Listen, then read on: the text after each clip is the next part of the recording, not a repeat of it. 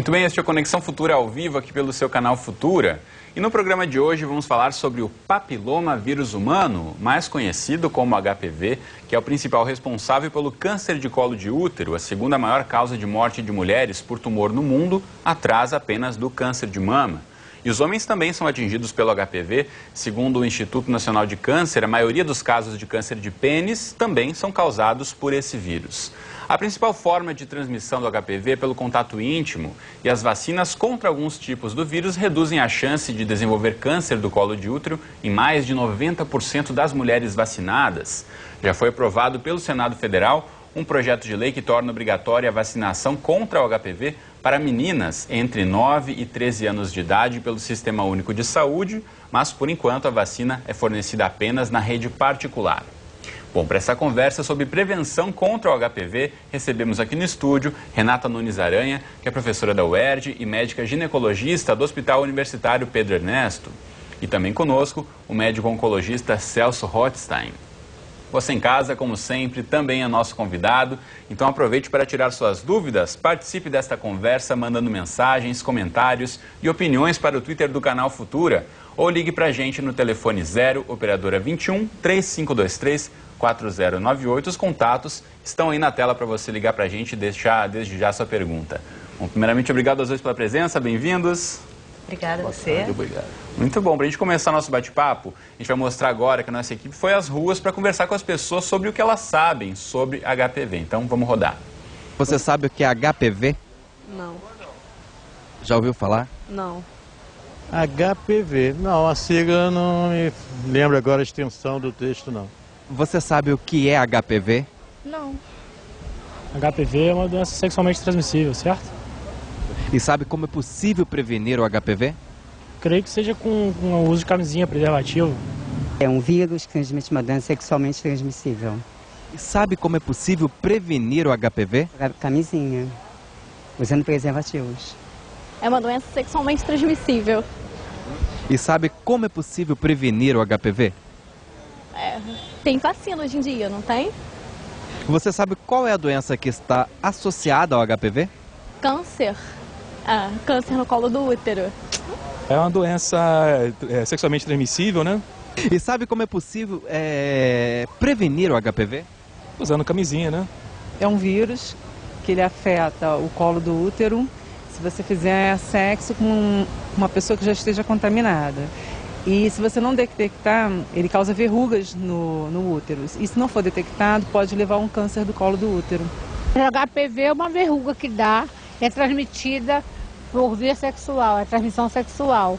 E ela pode virar câncer, que eu tive câncer.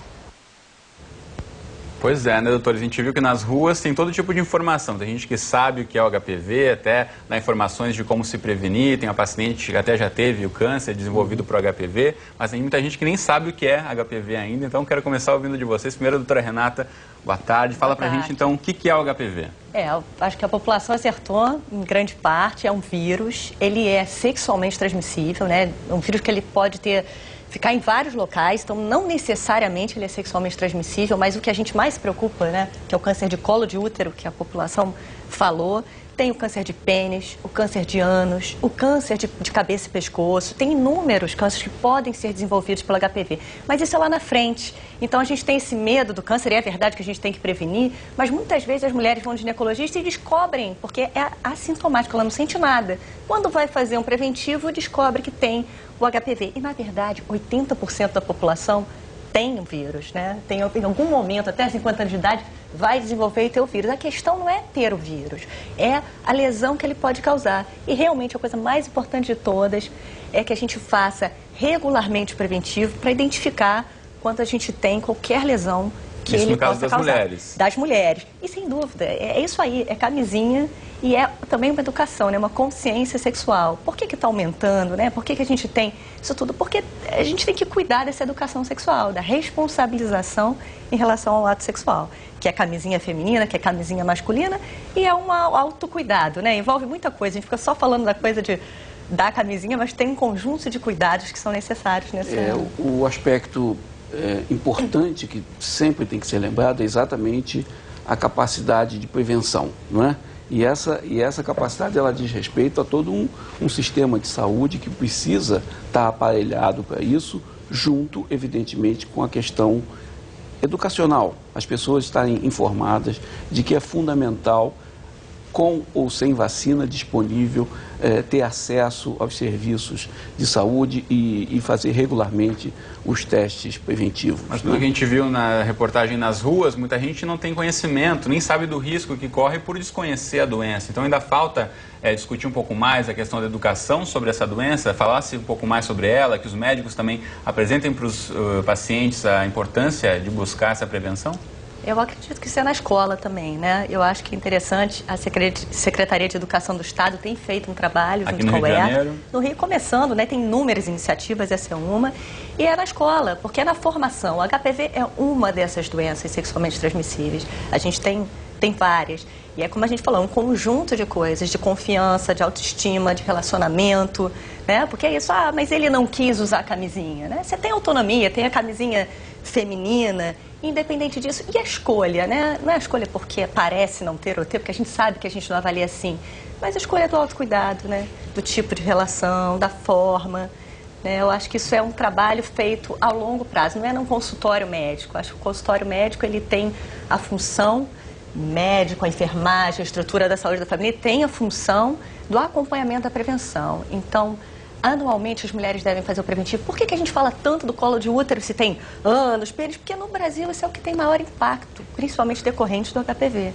Então é ir lá colher a célula do colo do útero, ter esse resultado desse exame. Hoje em dia a gente sabe que pode até fazer de 3 em 3 anos, né? Mas anual a mulher tem que visitar essa estrutura e pegar o resultado. Porque tem gente que vai lá, faz o exame e aí vai embora. E aí, viu se está tudo bem? Esquece de olhar. Essa questão essa questão educacional que me parece central, desde o conhecimento do que se trata, né? Nós vimos pessoas que, em muitos casos, não têm ideia do que seja HPV, mas como se dá a transmissão e quais são as consequências. É importante informar para a população que existem as lesões precursoras. Na verdade, o vírus, ele é causador de câncer de colo de útero depois de um prazo que oscila em torno de 15 a 20 anos. Existem as lesões precursoras que não são lesões cancerígenas e que podem ser e devem ser detectadas e curadas com certa facilidade antes que se desenvolva a neoplasia, o câncer propriamente dito, a doença invasiva. Eu vou mostrar agora na tela para vocês em casa o site do Ministério da Saúde. Tem um material produzido pelo Ministério que mostra um pouco didaticamente a questão de como funciona, né? Que mostra o HPV, então, esse aqui seria representando o vírus que vai atingir, né, a questão da área genital do homem ou da mulher, e aqui mostra essa ilustração aqui, que é o chamado de crista de galo, popularmente, que são essas verrugas digitais. Genitais, eu quero ver de vocês, então, essa questão, que isso seria um principal sintoma, né, doutor Celso, doutora Renata? Eu acho que isso é interessante, né? Então, o que é o HPV? O que pode acontecer? Teve contato com o HPV? 3 caminhos. Ele pode ficar lá e sumir naturalmente. Você nunca, nem vai saber. É o que ocorre na maior parte. Na maior parte dos casos. 80, 90... A maior parte das pessoas tem contato, mas nem todas desenvolvem. A prevalência na população sexualmente ativa é estimada em torno de 60% a 80%. Chega a 80%, até 50 anos de idade, né? E na imensa maioria dos casos, 80% a 90% das vezes, isso vai desaparecer por conta da ação do próprio organismo. Então, uma minoria de pessoas que vai passar para outra etapa, isso é desenvolver lesões precursoras. Então seria isso, um caminho, ela some sozinha. E é importante saber isso, porque não estou com HPV, não é igual a câncer, não é para se desesperar, é para cuidar, é um alerta, não deixe nunca de frequentar regularmente. O segundo caminho que a gente tem, na verdade, é a fazer verruga, que é uma duplicação, são tipos de HPV, os 6, 11, são alguns tipos que eles fazem verruga. Eles são até menos chance de virar câncer, mas ele é mais transmissível porque encosta na verruga, passa para o outro, então a gente tem que queimar, retirar essa verruga, e é feito com um profissional de saúde. Esse negócio passar ácido em casa é uma loucura, tem muitas lesões por conta disso. E o terceiro é esse desenvolvimento que acaba levando ao câncer lá na frente, né? E numa fração menor da população, é importante dizer isso. E isso, de forma alguma, pelo contrário, reforça a importância das pessoas estarem atentas e frequentarem os serviços de saúde, procurarem ajuda no sentido da prevenção, não é? Da antecipar a ocorrência dos problemas e curá-los quando eles são perfeitamente curáveis. E que outros sintomas a gente pode pensar, além da questão da verruga? Sangramento pode ser um indício também, doutora? O ideal é a gente não ter sintoma. Não ter sintoma. Porque o sintoma a gente diria assim, relação sexual, você tem um pequeno sangramento após a relação sexual, tá? Aquele colo que sangra fácil, que você tem esses sangramentos no meio do ciclo, seria um sintoma, mas aí você já tem uma lesão maior. O ideal é não ter sintoma mesmo. Tanto que a gente fala, né, o câncer de colo, ele tem prevenção, que é um comportamento sexual de segurança, ele tem rastreamento, né, que é o preventivo, e agora a vacina, e ele tem um tratamento eficaz antes de virar câncer, na lesão que ainda não virou câncer. Então, assim, o sintoma que seria, claro, atenção, se tiver um sangramento irregular, tem relação sexual e tem sangramento, tem outras 1000 coisas que não são câncer e que causam isso, mas precisa olhar, precisa ver, mas importante antes disso. Muito bom. Isso no caso da mulher. No caso do homem, doutor Celso, que sintomas poderiam aparecer de HPV? Da mesma maneira, essas infecções, elas são pouco sintomáticas, né? No caso das verrugas genitais, isso é facilmente observável, né? E isso é um sinal de alerta que deve ser atendido rapidamente, no sentido de que ali está a evidência de que houve transmissão do HPV. Mas a sintomatologia, ela ocorre, como a doutora Renata lembrou, normalmente em fases mais avançadas. A gente deve evitar isso a todo custo. A sintomatologia, por exemplo, como nós estamos falando para tumores do colo do útero, ela denota obrigatoriamente já uma fase mais avançada da doença. Bom, e uma vez diagnosticada, a pessoa está com HPV, enfim, começou o tratamento, a dúvida que muita gente tem é em relação à vida sexual. O que é que muda, né, após a descoberta e durante o tratamento? O que muda, na verdade, não devia mudar nada. Assim, a gente devia ter o mesmo cuidado sempre, que é um comportamento sexual seguro. Eu estou cuidando, para não falar só a camisinha, que é fundamental, que é uma arma importante, né? Inclusive a camisinha feminina, que ela protege até um pouco mais, porque ela tem um aro externo que protege parte dali da vulva, né? Mas que é difícil de usar, ainda não aconteceu ainda esse uso contínuo. Mas assim, além disso, é um comportamento mesmo de segurança, de cuidado. Então não é porque você descobriu que você tem uma lesão que você vai mudar o seu comportamento. Já que 80% da população, em algum momento, já teve contato com esse HPV. A questão é geral, é antes, é depois, é cuidar para você não ter uma exposição desnecessária. Muito bom. Eu não sei se tem uma coisa a acrescentar. Não, basicamente isso, é importante porque todos os métodos, todos eles têm a sua falha, né? A camisinha, por exemplo, pode não proteger completamente em relação às verrugas genitais, porque ela não vai anatomicamente cobrir toda a área de contato. No entanto, é uma arma imprescindível, não só para HPV, mas para a transmissão de outros agentes, não é? É importante lembrar que essas infecções virais, HPV e outros, elas atuam concomitantemente.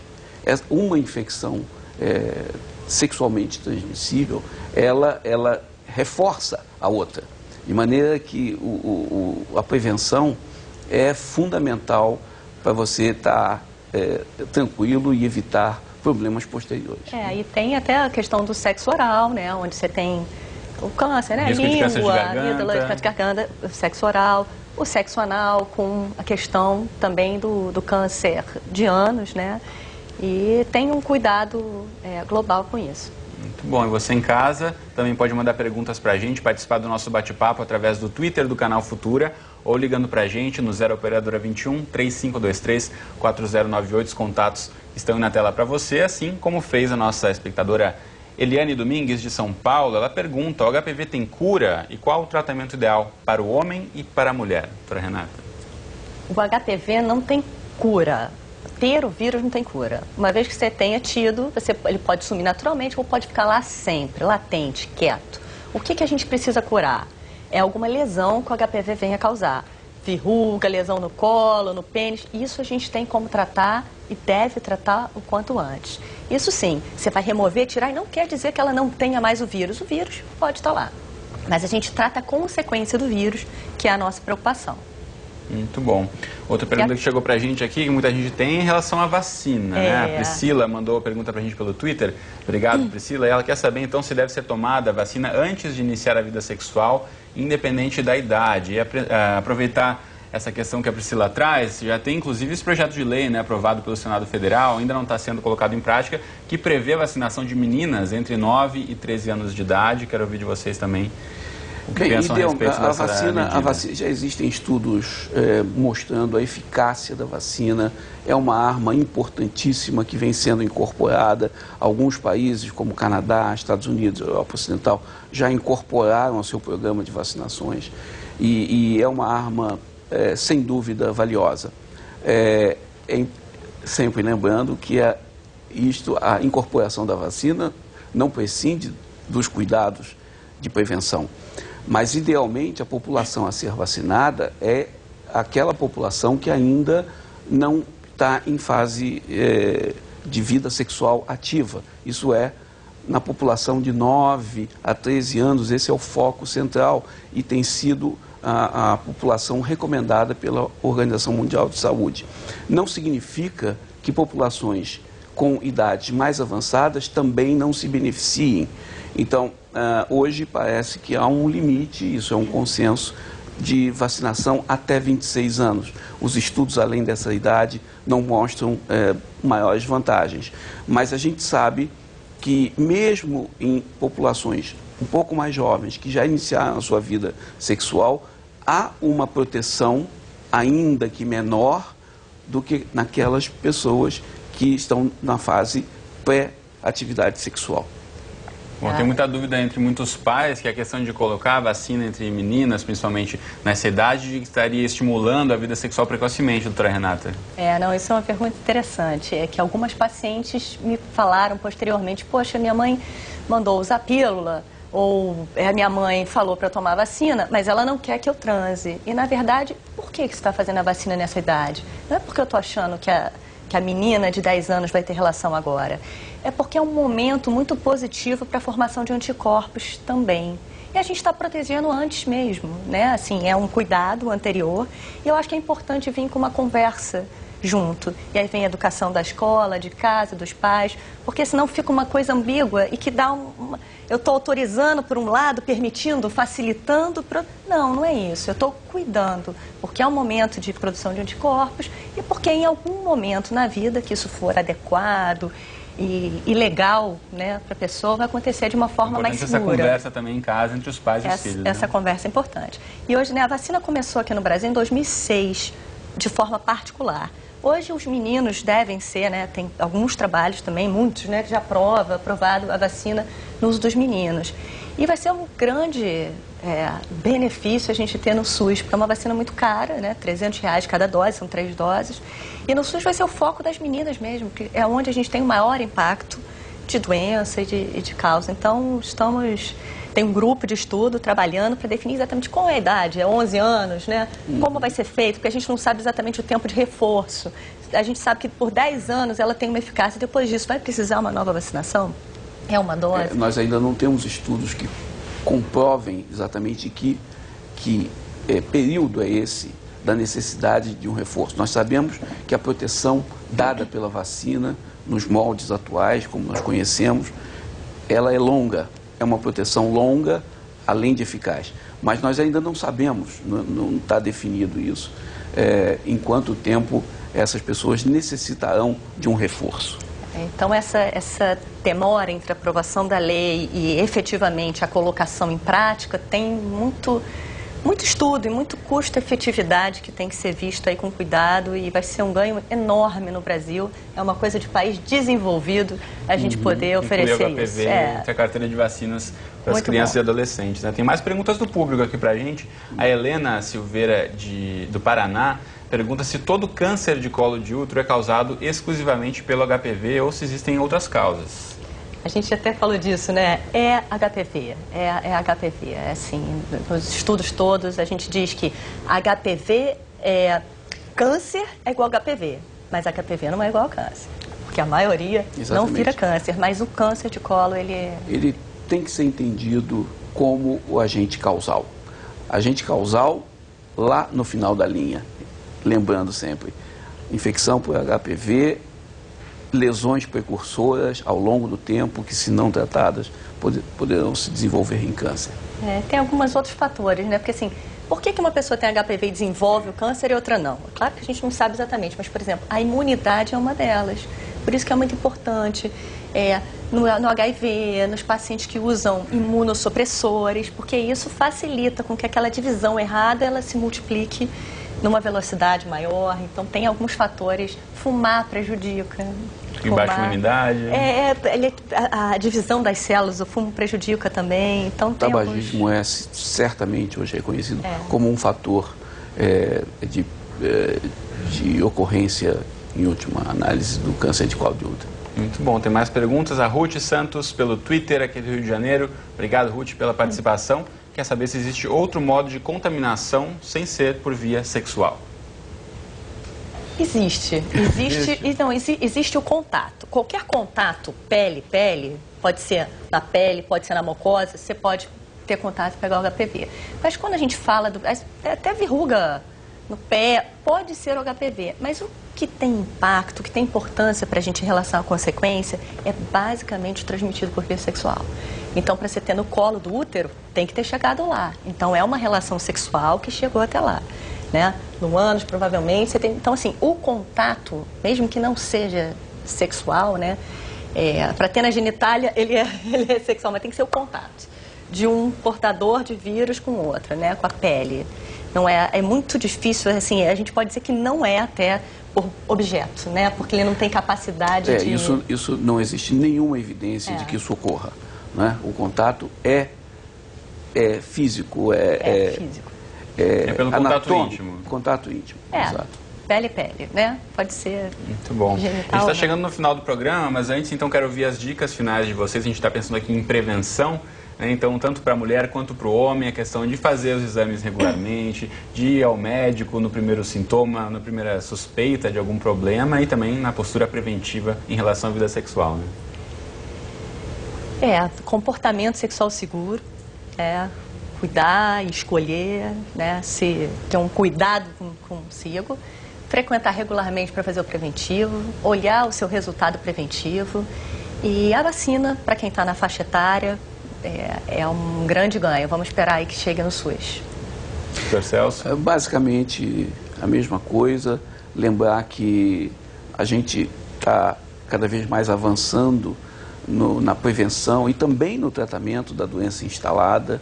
É importante lembrar que quando uma mulher ela detecta uma doença invasiva no colo do útero, ela tem uma chance de cura na medida em que essa detecção seja precoce. Os avanços são muito grandes, mas evidentemente que nós sempre esperaremos que essas pessoas não cheguem a essa etapa para a sua recuperação ser completa. Muito bem, doutor Celso, doutora Renata, muito obrigado pela presença no Conexão de hoje. Muito obrigado. Muito bom, e você em casa, obrigado pela companhia. A gente volta a se encontrar amanhã ao vivo, às 2h30 da tarde, em mais um Conexão Futura. E eu espero você. Até lá.